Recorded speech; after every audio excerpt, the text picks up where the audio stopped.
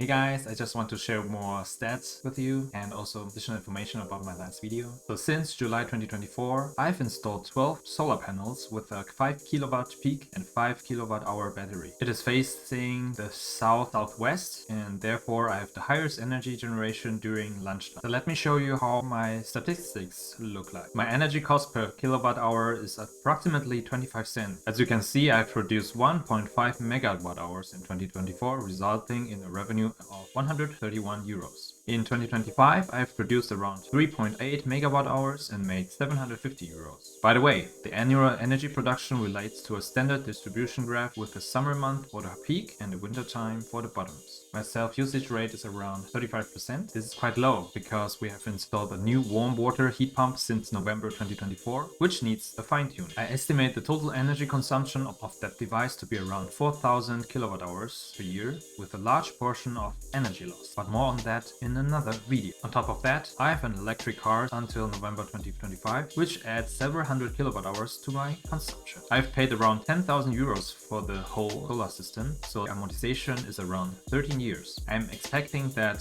the battery or the solar inverter will have to be replaced during the 13 years. Another perspective on this is that the annual 750 euros savings represent a stock with 7.5 dividend. This is a quite good rate. So if the cost of your upcoming solar installation on an annual basis produces less than that, let's say 2% dividend rate, then investing in a dividend stock will provide you with a better return rate, and you just pay the energy bills with the dividend income.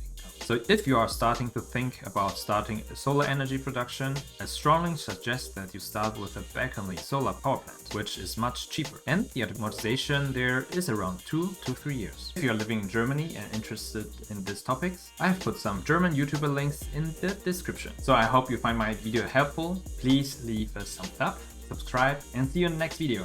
Bye!